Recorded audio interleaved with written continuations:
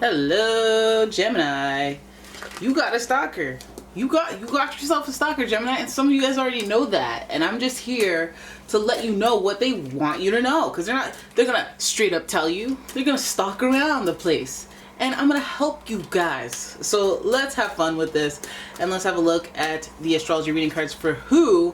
And heck, I'm gonna pull a power animal card, see what kind of energy you gotta summon to deal with this person after we do the tarot spread, okay? So let's have a look at your first card. But first, if you'd like your own personal reading, Gemini, please check out the description. There's a link to my website. And here we go. Here we go. Your first card, Taurus. Oh, great. The energy around you shows the abundance of nature. It is rich, earthy, and productive, yet relaxed and slow. It's definitely not what you want, guys. You know, it's Taurus energy is very stubborn, so they got a butt that won't quit. And then also, you know, they're connected to the earth, so they know how to use camouflage and whatnot. But anyways, I feel like as far as like just regular Taurus energy is driven by love. And so this person might be lovesick and be like, oh, I can't get over you. Or, oh, I have all these feels, but I know we can't be, but I can't get over it. I just can't get over it. So they may start stalking. And then we have Sagittarius energy, and the energy imbues power, superior confidence, and enthusiasm with faith, good fortune, and authority. Now, Sagittarius is a very broad-minded person. They're very spiritual. So in connection with this lovesick energy, we might have somebody who truly believes something about your relationship that you may not be aware of. The Taurus energy will also give us this hero complex, and so with the exploring, with the adventuring, this person will go to lengths to know how you're doing, possibly what you're doing. I don't know how intense it will get, but I feel like the curiosity is rooted in, hey, I just want to take care of you, or hey, I'm looking out for you, or I want to know that you're well, or I believe we were meant to be. Then we have Aries energy, and this is giving us the wholesome energy, but then Aries is giving us that little bit more of the selfish energy with this. And the energy around you shows the is dynamic, spontaneous. Last thing you need right now, right? Crusading impulsive action is likely. So this person is let me do it and then oops, what did I do? Like kind of person. Like let me just dive right in and then oops. And it's like I did it because I have my own agenda. It's not like this thing where it's like I have to help you, I have to help you. Let me bend over backwards to help you. It's like, let me help myself, and then I'll put it under the guise of, I was just trying to help you. Like, it's giving more of that type of energy. It runs hot as there's a lot of fire energy, so we know this is a doer, so they might be doing the most. All right, but with that being said, let's have a look at the Pre-Raphaelite Tarot for your spread. Okay, don't worry, just wait for it. The power animal oracles are coming, and I am going to give you a little bit of that animal instinct advice to use for this situation, okay?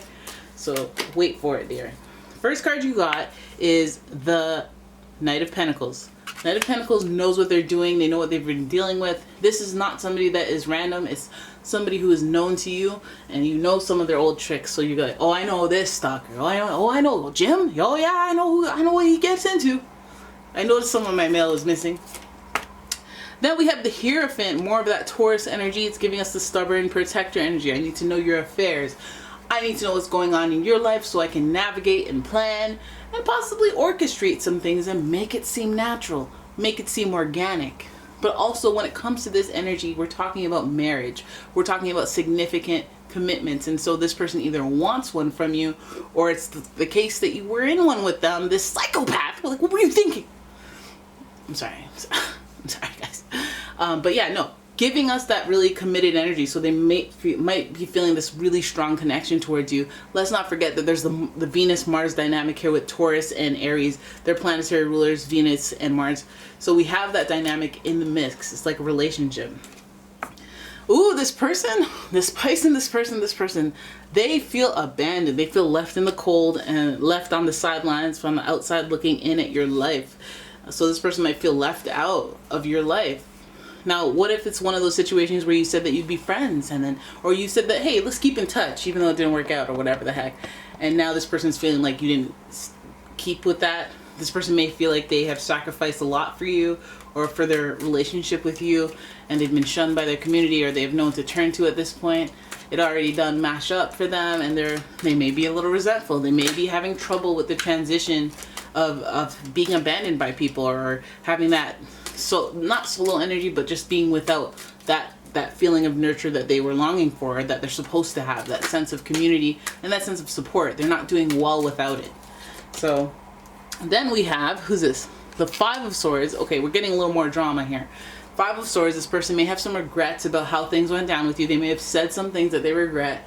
And this is giving me that type of energy where you rationalized it to, oh, it wasn't that bad what I said, or what I said it because I was angered. Obviously, there's a big explanation for it. It makes sense, you know. Like, we got 3 5s in a row. So it's a series of uncomfortable situations that have happened with this person. And so that's why they have to keep their distance. It's like, you know why, but you keep telling the story, or you keep re-articulating or retelling the story in a way that makes it look like, oh no, we're just going through some stuff. This isn't really that big. I didn't say anything that bad. They'll get over it. Like, it's like not a stable ground to walk on as far as moving on, or, you know, trying to resolve something. It's just this constantly uncomfortable energy, this constantly uncomfortable transitional energy. This is like when, you know, we just broke up, and now there's this uncomfortable energy because we still go to the same school, we still have the same classes. I seen them googly eyes. You may have seen some googly eyes from my end to this person. There's this uncomfortable energy, this transition energy, until spring break comes on, until summer holidays is gone and this class is over, so we can just move on. But until then, I feel like there's this transitional energy between you two that makes it probably hard for this person to move on, which is why they go out here in these streets and start stalking. And that's okay. Maybe they want to keep tabs so they don't get hurt. Maybe they want to protect your feelings, so they're keeping tabs. Whoever abandoned who is like, there's just a whole overall uncomfortable situation when it comes to commitment, and then abandonment, and then regretful words and regretful situations that came as a result of this feeling of abandonment. So then we have the King of Wands, and you know what it is already. You know the King of Wands is already doing too much, always doing the most, but at least he's upright. When he's upright, he's having a good time. He's trying to move on through actions, having fun, take care of business, doing the dirty, you know, being lustful, being passionate, all that fiery energy when it's unbridled. It's not moral. It's just like, I'm just having a good time. I'm just YOLO. I'm just YOLOing. That's what King of Wands usually gives me, except for in a solemn, dignified, integrity-based way. So it's about having fun, and maybe this whole uncomfortableness is what happens when you're all up in your head too much, or when you're focused too much on who's around and material things and tangible evidence, and this person may miss the mark on that. They may not know. They may not know that the missing component of the relationship that they need, or to be that component of their personality that they need to be in this relationship, and it's uncomfortable because you can't explain it. You can't quite bring closure to it because they just don't get it. And so this person might be one of those types of stalkers where you're just not grasping what I'm saying. You loved me once, why don't you love me now? Because I fell out. Why'd you fall out? You can fall back in. It's like, I can't keep having the same conversation over and over and over and over and over and over. So it's like, listen, I gotta do the do. I gotta put that king energy on, and I gotta solidify some of these rulings. Okay, so I feel like this is an uncomfortable situation with the stalker. Of course, stalking is never really that comfortable. Sometimes it's light and loose and it's like, whatever, okay, you look me up on LinkedIn or whatever. But in this case, I feel like it's an uncomfortable transition to wherever it is you're going. As far, it doesn't look like reconciliation. It looks like more like, I'm waiting for you to get comfortable with the idea of us not being together, because things happen. I'm not sure they'll be soon forgotten, but I must take initiative and move forward. Take the action to move forward and show that there's authority in this moving forward. It's not just let me just kind of pretend. It's like, no, I'm putting my foot down. I am moving forward. I am dating someone else. I am doing this, or I'm putting myself out there, or something that definitively states that, because without that action, I feel like there's a lot of like, I don't know what's gonna happen type energy. And this person is on a mission, apparently. They're looking for information. They're looking for clues and tips and tricks in order to, you know, maintain a connection with you, or possibly avoid this like uncomfortable change and transition from being how it is. Yeah, they're trying to avoid the end is what it looks like. So now I'm going to look at your, oh, look at that. Look at that. Ain't that a bee? Here's how you're going to deal with this.